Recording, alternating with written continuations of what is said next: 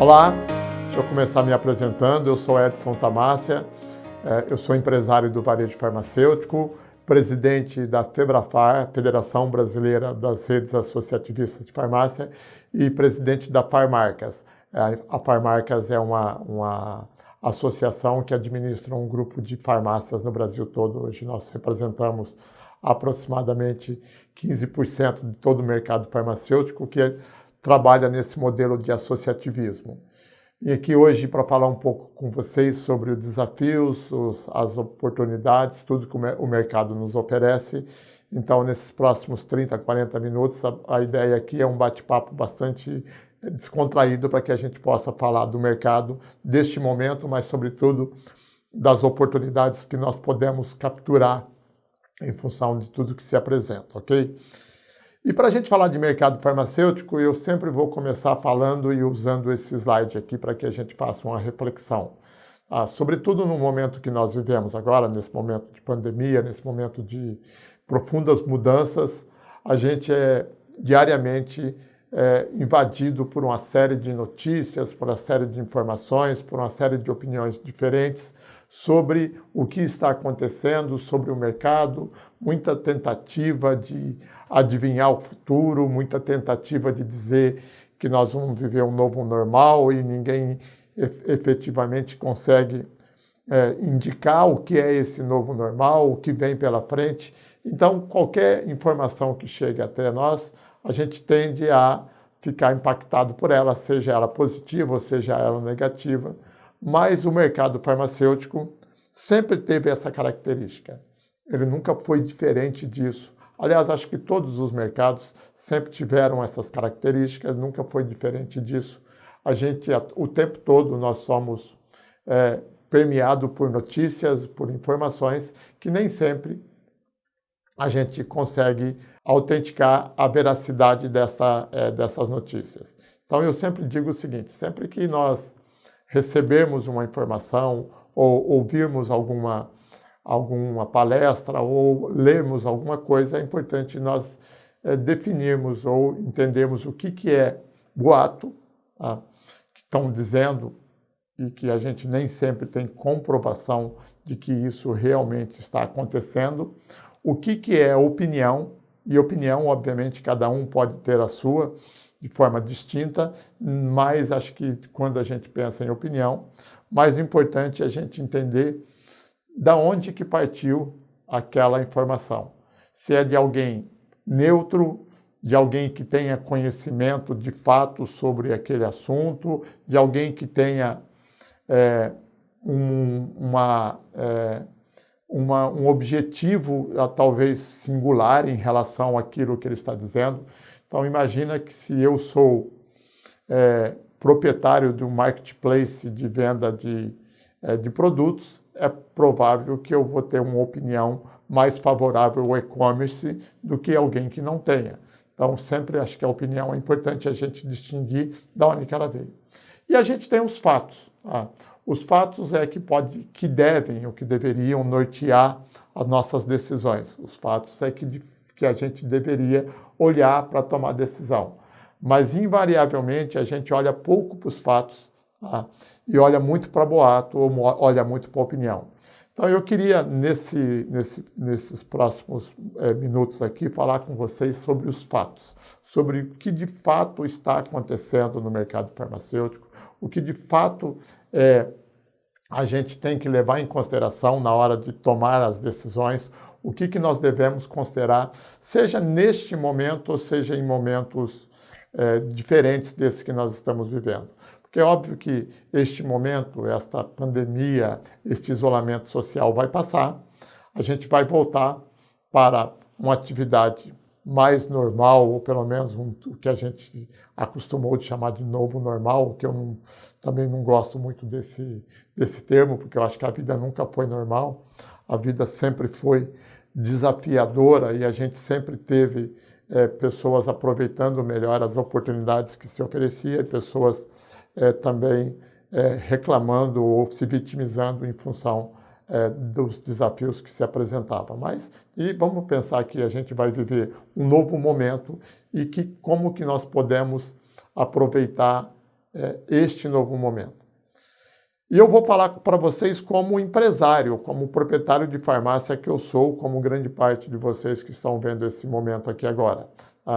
Eu acho que a gente tem que olhar o lado positivo, mas a gente tem que olhar, sobretudo, os desafios e entender que os desafios fazem parte desse mercado. Mas eu quero começar mostrando para vocês como que um boato, quando contado por diversas vezes, quando dito por diversas pessoas, ele vira uma verdade absoluta e às vezes a gente não tem comprovação daquilo, mas ele se torna uma verdade. Se vocês entrarem na internet hoje, entrar no Google, que é o maior site de pesquisa, e perguntar para o Google qual que é a quantidade correta de farmácias que deveria ter no Brasil, ou quanto que a Organização Mundial de Saúde preconiza que se deva ter de estabelecimento por habitante, vocês vão encontrar provavelmente mais de 100, 150 reportagens de veículos de comunicação de grande credibilidade, como revistas Exames, Folha de São Paulo e tantas outras. Essa aqui, por exemplo, que eu estou compartilhando com vocês aqui, é uma reportagem do jornal Zero Hora do Rio Grande do Sul, tá? Dizendo que o Brasil tem uma overdose de farmácias. Aí, quando a gente desce depois no texto dessa reportagem, está claro lá, o que diz que a Organização Mundial de Saúde recomenda que tenha uma farmácia para cada 8 mil habitantes. Essa é apenas uma, eu vou mostrar uma segunda aqui para vocês, um jornal do Espírito Santo, mas que basicamente fala a mesma coisa, que a Organização Mundial de Saúde preconiza que se tenha uma farmácia para cada 8 mil habitantes. Nesse caso aqui, este jornal ainda é um pouco mais enfático no desenho da catástrofe desse quadro, que fala que, no caso do Espírito Santo, a gente tem uma farmácia para cada 1.948 habitantes, e no caso específico da cidade de Vitória, tem uma farmácia para cada 1.772 habitantes. E por que isso está lá e por que isso não é verdade? Essa ideia de que o Brasil tem muita farmácia, essa ideia que o Brasil tem farmácia demais, a gente deve ter ouvido por diversas vezes, provavelmente todos nós já ouvimos essa conversa que o Brasil tem mais farmácia do que padaria. Pode até ser que tenha, não sei quantas padarias tem, mas isso não é relevante. Um palestrante no passado, lá dos anos 90, um palestrante bastante famoso naquela época, que fazia muita palestra para o varejo farmacêutico, inventou essa história de que a Organização Mundial de Saúde preconizava que se tinha uma farmácia para cada 8 mil habitantes. E essa conversa veio em diversos locais diferentes, em diversos momentos diferentes, até que em algum momento alguém publicou isso. E isso passou a ser uma verdade absoluta de que o Brasil tem muita farmácia e que a Organização Mundial de Saúde preconiza que se tenha uma farmácia para cada 8 mil habitantes. Primeiro fato, a Organização Mundial de Saúde cuida daquilo que a gente está acostumado até ver nesse momento, de endemias, pandemias, doenças endêmicas, vacinação, enfim, cuida de saúde. A Organização Mundial de Saúde não tem nada a ver com farmácia, não tem nada a ver com estabelecimento comercial farmácia. A Organização Mundial de Saúde nunca disse que a gente tem que ter uma farmácia por X ou Y ou Z de habitantes. Isso é uma mentira contada diversas vezes e que passa a ser uma verdade. E muitas vezes, nesse caso específico, isso norteia a nossa tomada de decisão. Porque se eu leio algo que diz o seguinte, a gente tem que ter uma farmácia para cada 8 mil habitantes. Na minha cidade tem uma farmácia para cada 3 mil habitantes, para cada 2.500 habitantes. Eu já começo a entender que o cenário em que eu estou inserido é o pior dos mundos, porque eu tenho muito menos habitantes do que a Organização Mundial de Saúde preconizou. Mas isso é um boato. O que é fato? Que o Brasil tem farmácia igual à média mundial. Se a gente fosse considerar essa informação como verdadeira, de que a Organização Mundial de Saúde preconiza que tem que ter uma farmácia para cada 8 mil habitantes, basicamente nenhum país do mundo estaria cumprindo essa determinação. Se a gente olhar, a gente tem países de primeiro mundo, como Espanha, Dinamarca, Bélgica, que tem mais farmácia do que o Brasil. O Brasil tem uma farmácia para cada 2.800 habitantes, aproximadamente, e a grande maioria dos países tem entre 3.500 até menos farmácia por habitante, mais farmácia por habitante. Basicamente, se a gente considerasse como a verdade, o único país aqui desse quadro que nós estamos vendo que cumpriu a determinação seria a África do Sul. Para quem conhece o modelo de saúde da África do Sul, ainda é um país tribal, onde cerca de 80%, 75%, 80% da população não frequenta médico, tampouco farmácia. É um país ainda onde que você tem a curandeiragem, esse modelo de saúde mais voltado para a cura espiritual arraigado. O restante dos países basicamente tem farmácia igual ao Brasil, ou seja, a verdade é que o Brasil não tem nem farmácia de mais e nem farmácia de menos. O fato é que a gente tem farmácia como a média do restante do mundo todo. Claro que com características distintas, você pode dizer que em outro país a população economicamente ativa tem uma renda maior, ou que o sistema de pagamento é outro. Sem dúvida nenhuma, nós temos os nossos desafios, sem dúvida nenhuma, nós temos as nossas agulhas aqui para serem rompidas. Mas não tem nada de absolutamente diferente do que a gente possa imaginar do restante de outros países, não. Nós vivemos numa economia com características específicas, onde a gente tem o consumidor como pagador absoluto, e a gente tem esse desafio. Mas dizer que nós temos muita farmácia, eu não diria que isso pode ser uma afirmativa. Isso é muito mais um boato do que uma afirmativa. Como a gente pode ver no gráfico, a gente tem farmácia como o restante do mundo todo. Uma outra afirmação, e essa é verdadeira, a farmácia é realmente um estabelecimento de saúde no Brasil? Lógico que porque nós vendemos medicamentos. A própria Constituição já diz isso claramente. No artigo 196, está claro lá que a saúde é um direito de todos e um dever do Estado.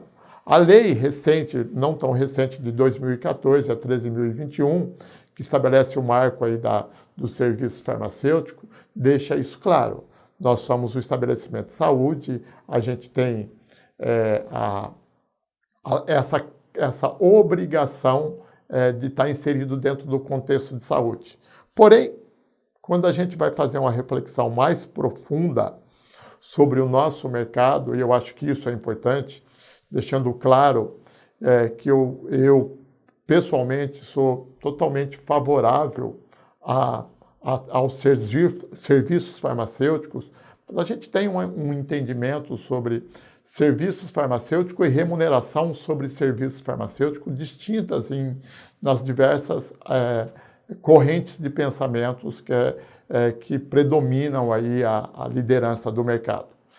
Obviamente, eu não tenho absolutamente nada contra e respeito outras opiniões diferentes sobre isso, mas aqui vai a minha opinião. Aqui não é um fato e tampouco um boato. É uma opinião em relação a esse trabalho, essa preconização sobre o serviço farmacêutico. O Brasil ainda não tem o hábito, nós não temos o hábito da remuneração pelo consumidor do serviço farmacêutico. Infelizmente, ainda as farmácias não foram inseridas dentro do contexto da atenção farmacêutica no formato que a gente conhece em outros países ou no formato que a gente acredita que poderia ser. Como, por exemplo, no próprio programa do Aqui Tem Farmácia Popular. A atenção farmacêutica poderia estar inserida lá dentro daquele contexto da distribuição gratuita de medicamentos de uma forma muito mais incisiva do que está hoje. Nós ainda somos, por excelência, um modelo de negócio muito mais de dispensação.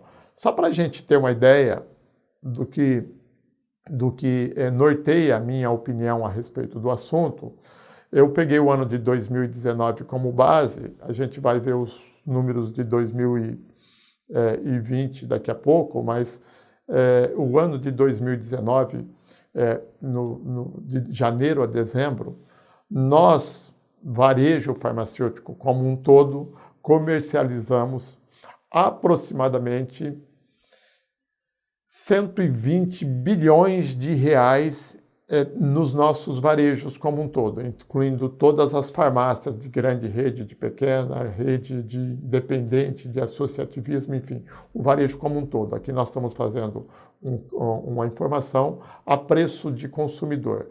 Então é um mercado relevante, acredito ser o 6º ou 7º maior mercado do mundo, 120 bilhões de reais de comercialização. Desse total de 120 bilhões, aí a gente tem os produtos de não medicamento, as suplementações, enfim, mas a gente comercializou 83 bilhões de reais em medicamentos. É um volume alto, um volume significativo, um volume relevante, tá? Mas é importante entender o seguinte, como poucos países no mundo, desses 83 bilhões, mais de 90%, na verdade, mais de 95% desse total foi desembolso do consumidor, ou seja, do usuário do medicamento. Quando a gente vê o contexto de saúde de uma forma mundial, você tem um pagador, ou o governo, ou o próprio plano de saúde, o seguro de saúde, depende do país que nós estivermos falando. De um modo geral, você tem sempre um sistema da farmácia integrado ao sistema de saúde como um todo. No caso do Brasil, não. O consumidor, se ele for no paciente, né, vamos chamar de paciente para ficar melhor, se ele for ao médico, ele tem ou o SUS ou um plano de saúde fazendo a cobertura. Se ele resolver fazer o exame, ele tem o SUS ou o plano de saúde fazendo cobertura. Se ele precisar de hospitalização, ele tem o médico ou o SUS ou o plano de saúde fazendo cobertura. Se ele precisar de fisioterapia, da mesma forma. Ou seja, do início da cadeia até na hora que ele sai do consultório ou do hospital com uma receita médica, ele teve uma cobertura. De uma forma direta, de uma forma indireta. Direta quando a gente paga pelo plano, ou de indireta quando a gente paga através dos nossos impostos. Mas é fato que ele vai ter uma cobertura. Quando ele sai do médico, que ele vai ao estabelecimento farmácia, tá, o desembolso é dele. Tá? O desembolso é do paciente. A gente não tem um sistema de cobertura ou uma regra de cobertura, com exceção específica do programa da farmácia popular. Se eu considerar isso como uma verdade e olhar para outros países, eu tenho que considerar o seguinte: queiramos ou não, a farmácia é um estabelecimento de saúde, mas é um comércio, com as características e obrigações de um comércio que transaciona um produto de saúde, mas ele é um comércio. E na hora que a gente pensa em comércio, tem características ou comportamentos que eu tenho que levar em consideração, que eu tenho que olhar na hora que eu me estabeleço. Tá? O que é mais relevante para o consumidor? É o preço, é o mix, a localização, a facilidade de estacionamento, enfim, não é simplesmente um acordo de pagamento como eu tenho em outros países. Então, é importante que a gente entenda, ok, nós somos um estabelecimento de saúde, mas com característica de comércio, e isso é relevante para que a gente determine quem nós queremos ser nesse negócio. Qual é a minha estratégia, tá, para participar como empresa desses 83 bilhões. E é importante a gente não ter nenhum peso de consciência em relação a isso. É normal. é apenas um modelo de saúde, que não foi você que escolheu, que não foi eu que escolhi, é que faz parte de um país onde que nós estamos inseridos. É um contexto específico e que faz estar tudo certo.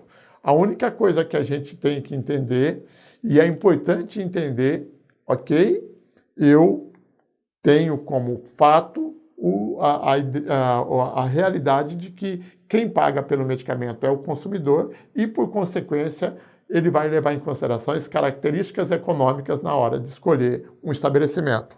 E aí compete a mim entender se eu estou atendendo a expectativa deste consumidor. Porque, como nós vimos no slide anterior, nós temos uma farmácia para cada 2.800 habitantes, 2.700 habitantes. Ou seja, a quantidade de estabelecimentos ela é bastante relevante e a distância entre um estabelecimento e outro, invariavelmente, não passa de 200, 300 metros. Ou seja, eu atendo o consumidor dentro da característica que ele espera do estabelecimento, ou ele sai do meu estabelecimento, anda 50, 100, 150 metros, encontra outro estabelecimento que vai oferecer a mesma coisa que ele está procurando, ou vai oferecer mais do que você ofereceu para esse consumidor. Considerando este fator do pagador, nós somos o estabelecimento de saúde, mas, acima de tudo, nós somos comércio. A gente pode não gostar desse termo, a gente pode achar que isso é um pouco pesado, mas nós somos um comércio. Nós comercializamos medicamentos. Nós transacionamos, nós compramos e vendemos medicamentos. Então, como qualquer negócio, como qualquer comércio, como qualquer outra atividade, nós temos o desafio de pensar no consumidor, nas expectativas que ele tem e, sobretudo, nas ofertas que ele tem dentro desse mercado. O quão ele é impactado por todos nós e por todos os nossos concorrentes. E, nesse sentido, o mercado farmacêutico ele está muito bem delimitado no modelo de atuação e como ele tem se comportado ao longo dos últimos anos. Eu fiz aqui para vocês uma estrutura de mercado olhando os últimos 4 anos do mercado farmacêutico. Tá? Esse é o nosso número atual de farmácias, nós temos 79.881 farmácias. Aqui, quando eu falo atual, eu estou olhando o mês de julho de 2020, que é o dado mais atualizado que nós temos. Então, como a gente pode ver aqui, o volume total de faturamento do nosso negócio está em 129 bilhões de reais. Tá? Esse é o volume total. E a gente tem o mercado segmentado em 5 grandes agrupamentos. O primeiro agrupamento é das grandes redes, das redes da Abrafarma. A Abrafarma é uma associação de farmácias com as maiores redes do Brasil e que detém sozinha em 8.000 farmácias 44% do mercado farmacêutico. Além da Abrafarma, tanto a IQVIA, que é os dados que nós estamos vendo aqui, como o Close-Up, que são dados semelhantes, a gente tem o que a gente chama, nós costumeiramente chamamos de outras redes, ou que a gente pode chamar de redes regionais, são empresas com mais de 6 CNPJs dentro da mesma raiz, tá? Mas que não pertencem à Abrafarma, que aí a gente tem mais 14% do mercado farmacêutico, que é 18 bilhões. Então, no total, esse mercado chega a aproximadamente aí a 56%, 57% de todo o mercado. O grande número de estabelecimentos ainda é de varejo independente, são 51.000 farmácias, mas que tem um faturamento médio, menor e que representa 25% de todo o mercado farmacêutico.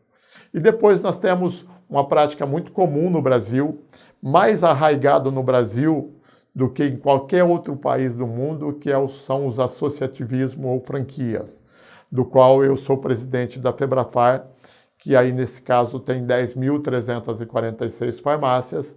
Isso representa aproximadamente 13% do mercado em número de lojas e 11,5% no total em faturamento, ou seja, nós faturamos próximo de 15 bilhões. Existem outras redes associativistas, outras franquias que não pertencem à Febrafar, mas que trabalham num modelo muito semelhante, que é agrupamentos de empresários. Essas redes não estão na Febrafar, muitas vezes por opção deles, ou às vezes por opção nossa de entender que eles não se encaixam no nosso modelo de trabalho, mas é o fato que o associativismo, seja ele dentro da Febrafar ou fora da Febrafar, ele é uma realidade extremamente significante e relevante dentro do mercado farmacêutico, com 16,5% de faturamento. São dados atuais. Para toda pergunta, imagine o conhecimento. Para toda busca, imagine uma inovação. Para todo mal, imagine a cura. Para você imaginar, a EMS realiza pesquisas inovadoras, investe em tecnologia e desenvolve novos medicamentos que cuidam da sua saúde. Porque quando o mundo está paralisado pelas dúvidas, alguém precisa imaginar as respostas. Medicamentos EMS. Sua saúde merece. Mas eu quero mostrar para vocês como que esse mercado tem se comportado ao longo do tempo. Nos últimos 4 anos aqui, nós temos um retrato olhando julho de 2016 até julho de 2020.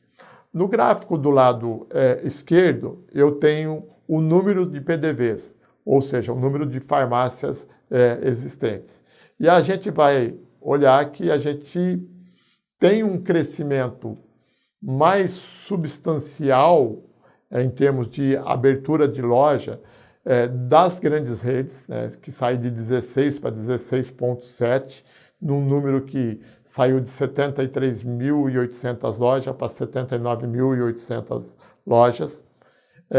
A gente tem uma diminuição do mercado do independente, um encolhimento, então a participação fica menor.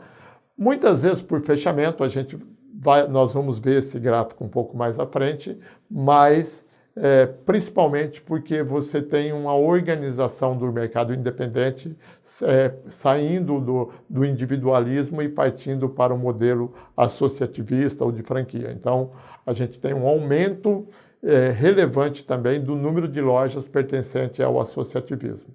Então, no gráfico, na parte verde, nós temos as lojas que não são da Febrafar, e na parte azul aí a gente tem o crescimento da Febrafar. Da mesma forma, nós vamos olhar o crescimento, a participação de mercado ao longo desses 4 anos no gráfico do lado direito. Perceba um movimento extremamente importante para a gente olhar neste momento. Então, lá em 2016, as grandes redes, tinham 16% do número de estabelecimento e dominava 58,7% do total de faturamento. A gente, quando olha para o mercado de uma forma despretensiosa ou sem olhar os dados, sem olhar as informações corretas, a tendência nossa é achar que a grande rede está crescendo e está dominando o mercado. Porque essa é a informação que a gente recebe o tempo todo, isso é as manchetes que a gente lê nos veículos do nosso meio, que a rede está dominando, que a rede está crescendo, que a rede está expandindo, e a gente começa a acreditar nisso como uma verdade. Quando eu vou para os fatos, não me parece ser uma verdade absoluta. As redes, no caso, tinham 58,7% do mercado lá em 2016. Eles aumentaram o número de lojas para 2017, no entanto, não aumentou a participação. Depois você teve uma ligeira aumento em 2017, 2018 e 2019. Perceba que a participação da rede hoje, em 2020, quando a gente olha em termos percentual, é menor do que era em 2016. Ou seja, não é verdade que a rede está crescendo e dominando o mercado.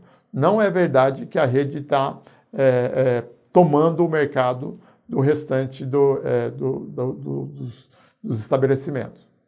A verdade é que a rede sim tem expandido, algumas de forma extremamente estruturada, outras nem tão estruturadas assim, alguns ganham mercado, outros perdem.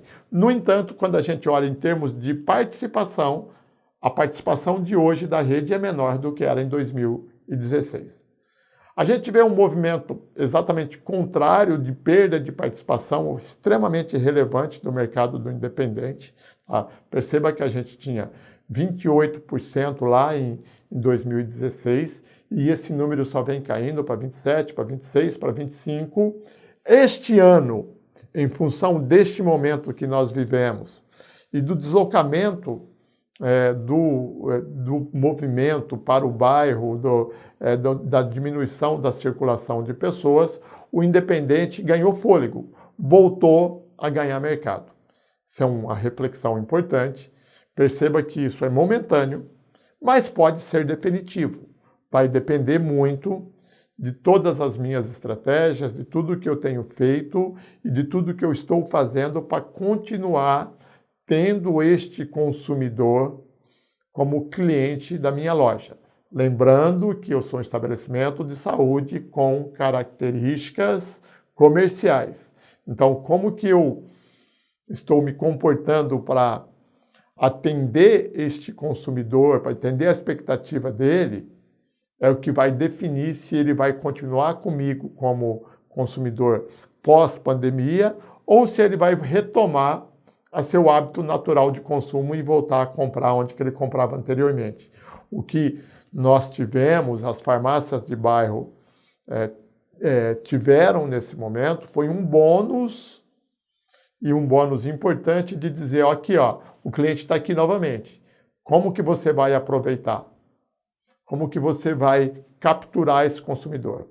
Você tem uma captura de curto prazo, que é aproveitar ele, já que ele não era cliente seu, ganhar mais dinheiro, ou eu tenho uma captura de longo prazo, onde ele se encanta com tudo que eu estou oferecendo e não tem motivo nenhum para ele retomar no hábito anterior que ele tinha. Da mesma forma, mas aí a gente vai ver um crescimento contínuo em relação ao associativismo, a gente continua crescendo, isso não tem muito a ver com o momento atual da pandemia, desde 2016 nesse gráfico, mas quando a gente olha uma forma mais longeva ainda, nós vamos ver que desde 2012, o mercado que mais cresce é o mercado do independente organizado, ou seja, do associativismo. Eu tenho um slide que reflete isso um pouco melhor aqui, olhando do lado direito aqui do nosso gráfico, o valor acumulado de crescimento dos últimos 4 anos é de 37,9. Esse é um fator importante, tá, galera? Entenda o seguinte, 37,9 é o crescimento de um mercado de 2016 até 2020. Queria lembrar a todos que neste período o crescimento do PIB brasileiro todo, foi inferior a 2%. Nosso mercado, o mercado de varejo farmacêutico, cresceu 38% num PIB que cresceu 2%. Queria lembrar a todos que a previsão do PIB para o ano de 2020 é de uma retração em torno de 5% a 6% dos economistas que são otimistas em relação à economia. Para alguns, diz que teremos uma retração até maior. E nós vamos ter um varejo farmacêutico crescendo próximo de 2 dígitos, se não em 2 dígitos, mas é provável que a gente cresça entre 9% e 11%. Ou seja, eu posso olhar o copo meio cheio ou o copo meio vazio, mas o que é fato é que nós estamos no mercado que nos oferece muitas oportunidades. Então, o mercado cresceu 37,9%. Quando eu olho para a rede, quando eu olho para as redes, diferentemente daquela imagem que nos vende, daqueles boatos que dizem, ou daquelas opiniões que escrevem artigos onde que a gente vai ter uma predominância da rede, a rede cresceu abaixo do mercado.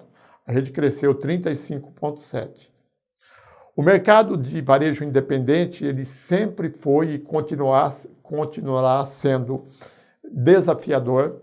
Eu acho que é muito difícil, não é impossível, mas muito difícil. E desnecessário a gente enfrentar o mercado todo sozinho, sendo que a gente pode enfrentar o mercado ou se preparar para o mercado de forma coletiva, através de associações, através de franquia, através de agrupamentos.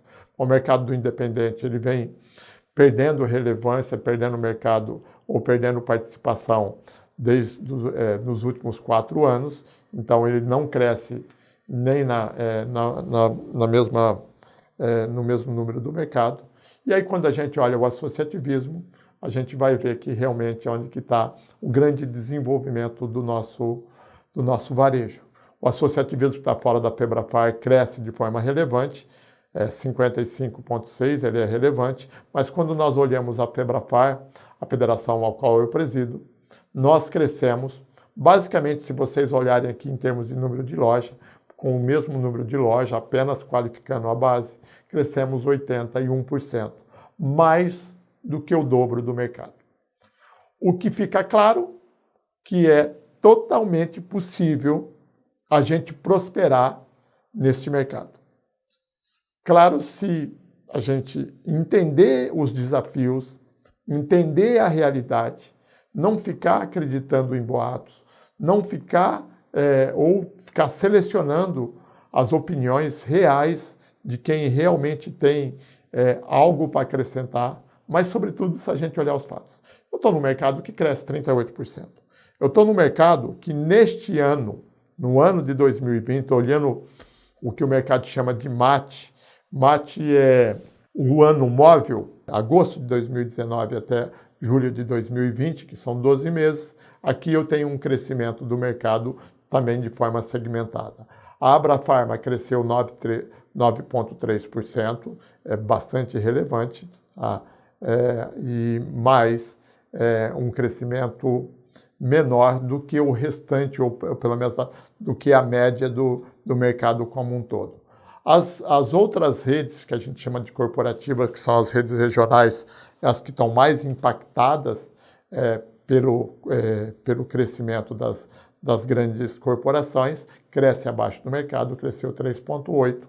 Aí a gente vê o independente, como eu disse para vocês, ganhou um fôlego importante, crescendo 14,5%. As outras associações que estão fora da Febrafar também, 14,7%. E nós estamos crescendo 20%. Então é importante olhar para o seguinte: sistematicamente, o varejo independente organizado, nos últimos 4 anos aqui, mas nos últimos 8 anos, aquelas pessoas que aproveitaram e que estão aproveitando e entendendo e fazendo a leitura correta do mercado, está crescendo. Isso é fato. O nosso mercado é um mercado bastante promissor sobre o ponto de vista de negócio, desde que a gente entenda esses desafios. E melhor do que isso, ele foi até agora e continua sendo, como eu disse, nós temos uma economia que vai cair, o PIB vai retrair 6%, nós vamos crescer 10%. O mercado vai continuar relevante. E não tem nada a ver, ou tem pouco a ver com o momento atual que nós vivemos da pandemia. Essa previsão de crescimento do mercado, que o mercado ia continuar crescendo acima do PIB, continuar se desenvolvendo, ele existia anteriormente. E são os vários fatores, não necessariamente a pandemia. Mas a gente tem uma clareza que nós vamos continuar nesse nível de crescimento extremamente relevante para os próximos anos. E quais são os fatores que contribuem para este crescimento? Não é um fator único, a gente aqui colocou, enumeramos 4, provavelmente nós tenhamos mais, mas o primeiro e mais importante, que nós fazemos parte de um mercado de essencialidade. Medicamento não é luxo, medicamento está na cesta de compra das pessoas, as pessoas precisam comprar. Tanto é que dentro desses fechamentos de comércio que nós tivemos, a farmácia continua aberta porque nós vendemos produtos de essencialidade. Nós somos um serviço essencial. E por ser um serviço essencial, comprar ou não medicamento nem sempre é uma escolha do paciente, e sim uma necessidade e essencialidade, não se discute, assim como a gente vai olhar no setor de alimentos. Outro fator importante é demografia e provavelmente o mais importante ou de maior oportunidade que nós vamos ter nos próximos anos. A demografia é o envelhecimento da população. A gente tem uma expectativa de vida cada vez maior, nós temos pessoas vivendo mais e, por consequência, consumindo mais. Eu, na sequência, mostro um gráfico para vocês o quanto que nós temos de oportunidades a capturar aqui. Outro fator importante, quer dizer, não é para comemorar, mas importante é que nós vivemos num país tropical, num país de terceiro mundo, que a gente tem ainda muitas doenças endêmicas e que faz com que a gente tenha aí uma venda de produtos que em alguns países mais desenvolvidos nem existe mais. Nós somos um país da dengue, nós somos um país da zika, nós temos febre amarela, a gente tem verminose, a gente tem uma série de... a gente tem um tratamento de esgoto precário no Brasil e, por consequência, você tem verme. Você tem uma série de patologias endêmicas que ainda contribuem muito para a venda de medicamentos. E outro fator, e muito importante, que tem a ver com a percepção que cada um de nós temos com o nosso negócio e como eu estou me preparando para o futuro, é o crescimento orgânico do próprio estabelecimento farmácia, do próprio estabelecimento como loja, onde que a gente melhora o mix, melhora a visibilidade, aumenta a venda de não medicamentos e, por consequência, a gente captura aí um mercado de quase 30% de tudo que nós comercializamos, hoje não necessariamente da venda de medicamento.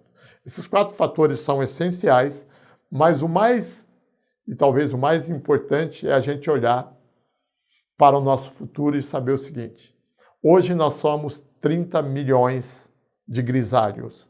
Eu me incluo dentro desse grupo de pessoas que estão chegando aos 60 anos. Eu faço 60 anos o ano que vem. Tá? E cada vez mais a gente vai ter uma curva de aumento da população idosa. No ano 2050, mas 2050 está muito longe, a população de grisalhos será maior do que a população jovem. Mas eu queria fazer uma reflexão no curto prazo.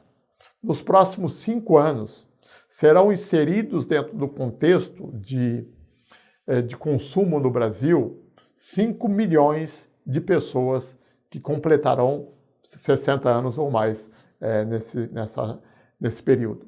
5 milhões de pessoas que consomem mais porque necessariamente começa a ter mais patologias e doenças para medicamento de uso contínuo, que se cuidam mais, de idosos que automaticamente aumenta o ticket e o consumo da farmácia. Como que nós estamos nos preparando para isso?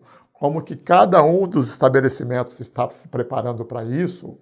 Que é o desafio de olhar para aquela reflexão que eu fiz anteriormente de nós sermos um comércio. Esse consumidor, este paciente, que chamamos de o que nós quisermos, ele vai comprar medicamento em algum lugar, ele vai comprar vitaminas em algum lugar, ele vai comprar suplementos em algum lugar. Se ele vai escolher a minha ou a sua ou a farmácia dos nossos concorrentes, vai depender da nossa estratégia, de como que eu estou tratando esse consumidor, de como eu estou precificando o meu produto, de como eu estou me relacionando com ele, de como ele vai me entender como necessário dentro na hora dele escolher um estabelecimento para comprar seus produtos. Então, isso é uma grande oportunidade, ao mesmo tempo um grande desafio. E por que é um desafio? Porque a concorrência fica cada vez mais profissionalizada. Nós fazemos parte de um mercado, como a gente viu, que cresce muito, que cresce de forma relevante. E quando você cresce de forma relevante, qual que é a tendência? Que cada vez mais as pessoas que atuam nesse mercado são pessoas mais profissionais. Se eu estou fora do mercado farmacêutico e eu sou um investidor e eu vou estudar os diversos mercados existentes, É possível que eu olhe para o mercado de varejo farmacêutico e digo, opa, esse mercado aqui, ele é relevante, eu tenho que começar a olhar para ele. Então, eu vou colocar meus investimentos aqui. Só para a gente entender, nos últimos 3, 4 meses, aí a gente teve uma movimentação absurdamente grande de varejo farmacêutico abrindo ações ou indo para a Bolsa de Valores e vendendo ações para os investidores. Os maiores sucessos, o maior sucesso da Bolsa de Valores dos últimos tempos está num varejo farmacêutico que vocês sabem de quem nós estamos falando. Ou seja, o mercado, cada vez que entra alguém mais profissional, me exige também um profissionalismo. Então, eu tenho farmácias cada vez mais informatizadas, eu tenho farmácia cada vez mais integradas, eu tenho o consumidor cada vez mais digitalizado. Eu não estou falando de e-commerce, eu estou falando de digitalização. Eu tenho um consumidor que quando ele entra no meu concorrente sabe quem é ele, qual é a idade, o que ele comprou, qual que é a frequência de compra, qual que é o ticket médio. E eu? Como que eu estou me preparando para esse mercado? Eu não estou falando de e-commerce, eu não acho que e-commerce é o futuro do nosso negócio. Eu estou falando de digitalização do consumidor.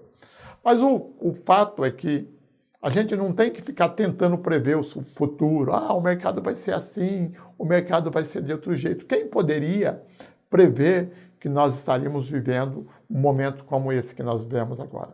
Provavelmente ninguém. Então não é prever o futuro, mas prosperar num futuro que não pode ser previsto.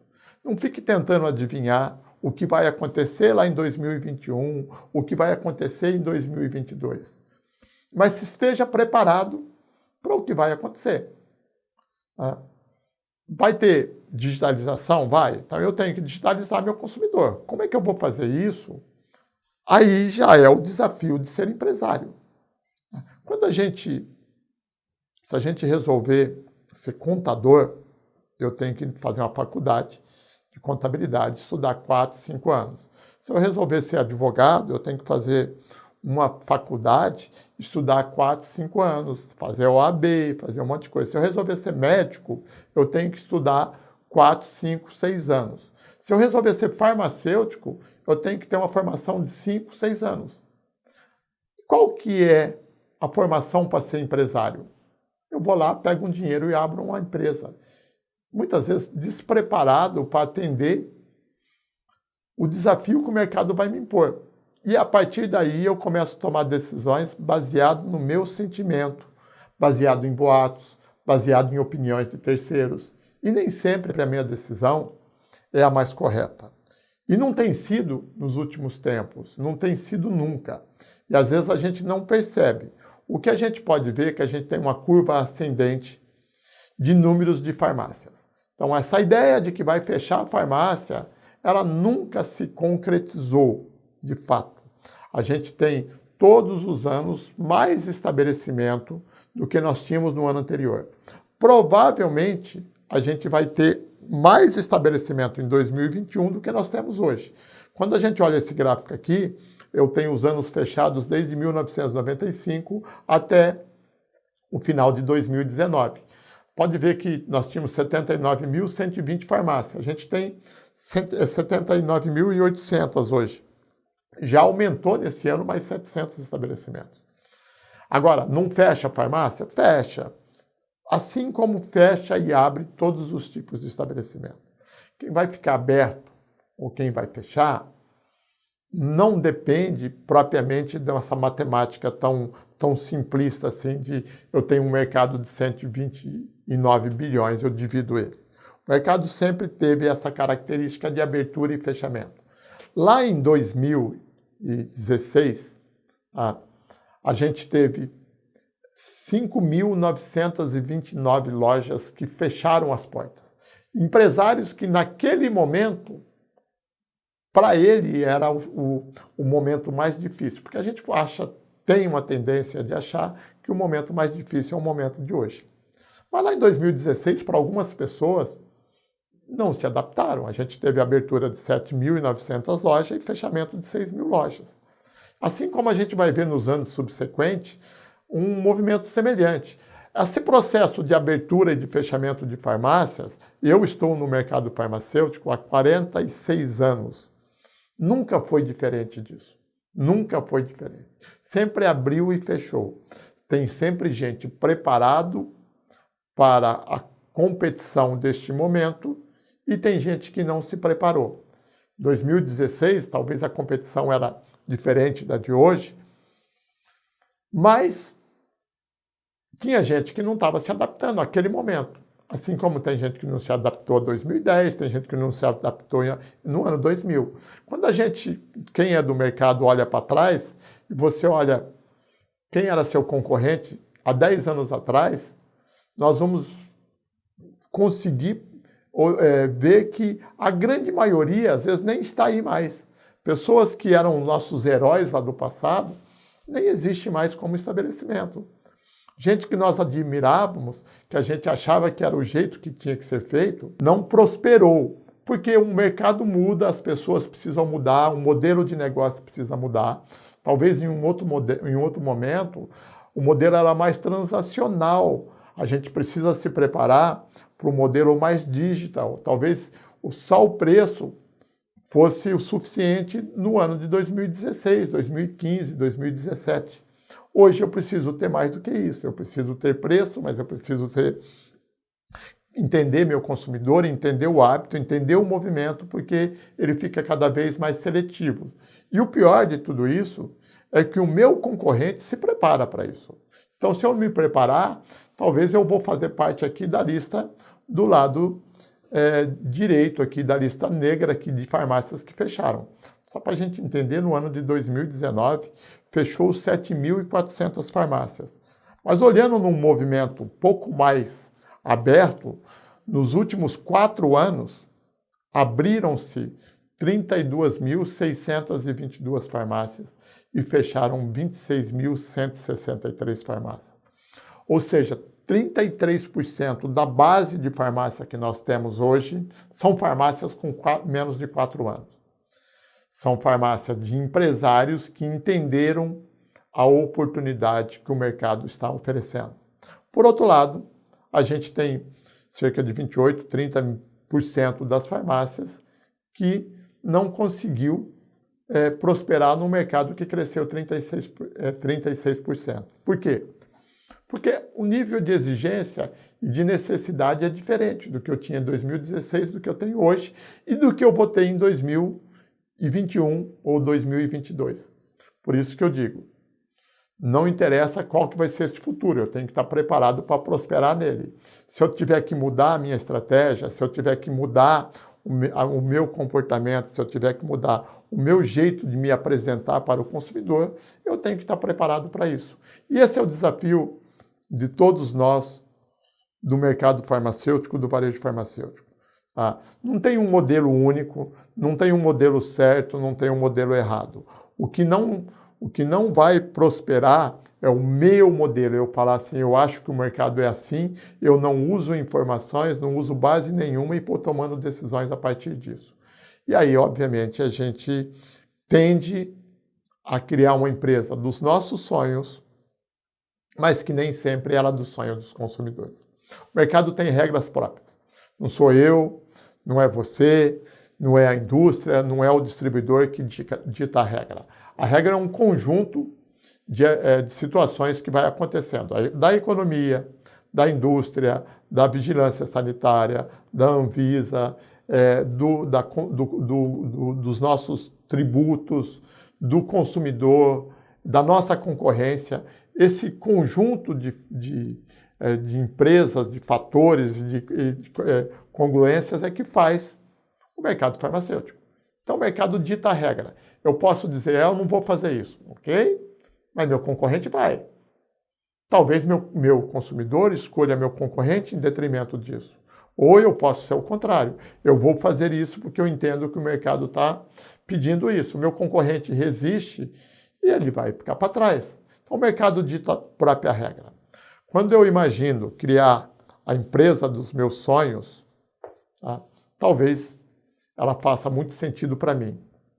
Mas se ela não fizer sentido para o mercado, eu vou deixar de ter a empresa. O empresário, a gente não tem que trabalhar para construir a empresa dos nossos sonhos. A gente tem que trabalhar para construir a empresa dos sonhos dos consumidores, dos nossos clientes. E para isso, é preciso voltar para o primeiro slide. Você não constrói uma empresa de fato relevante se você ficar olhando só para o que as pessoas estão dizendo, só para os boatos que estão acontecendo, ou muitas vezes tomando decisões precipitadas em função da falta de informações daquela decisão que você está tomando. Se a gente olhar para os fatos, olhar que o mercado do independente, do varejo independente organizado, cresce acima da média, se a gente olhar que o nosso mercado, numa economia em retração, ele está crescendo, se nós olharmos todas as oportunidades que nós temos, é só a gente construir a empresa dos sonhos dos nossos consumidores. Qual é esse sonho? Fica para uma análise individual de cada um. O que eu posso garantir para vocês que algumas verdades que nós carregamos conosco sobre atendimento, dizendo, o cliente prefere atendimento. Atendimento é uma obrigação de quem montou um estabelecimento comercial. Não pode ser considerado um diferencial. Tá? Porque ninguém pode imaginar que eu vou montar um estabelecimento e vou atender mal o cliente. Aí eu estou já fadado a fechar antes de começar. Então o atendimento não pode ser tido apenas o atendimento como um diferencial. Ele é um agregado dentro de todos os outros serviços que eu tenho que oferecer para o meu cliente, para o meu consumidor, para o meu paciente. Mas preço, mix de produto, farmácias bem iluminadas, com bom layout, com uma boa exposição de produtos, com uma qualidade de atendimento, ou seja, tudo que o consumidor pode achar em outro estabelecimento, ele tem que achar no meu também, porque senão ele me troca pelo outro. E ele não precisa muito, ele precisa andar 50 metros, ele precisa andar 100 metros, ele precisa andar no máximo 200 metros, ele vai ter disponível. Nós somos essencialmente um mercado ainda, por muito tempo, presencial, porque tem disponibilidade, mas cada vez mais digital na identificação do consumo do hábito de consumo dos nossos clientes. Então é preciso que a gente evolua, é preciso que a gente se prepare, e dentro daquilo eu acho que é perfeitamente possível nós fazermos isso, independente se eu sou uma rede, se eu sou independente ou se eu estou dentro do associativismo. Basta eu querer fazer aquilo que o mercado já tem disponível para mim. É isso, galera. Falei muito rápido, acho que errei algumas palavras aqui, mas de qualquer forma fica aqui o meu contato para que, caso vocês queiram conversar comigo, eu estou disponível, o que eu puder ajudar, o que eu puder contribuir, eu estou à disposição. Obrigado a todos.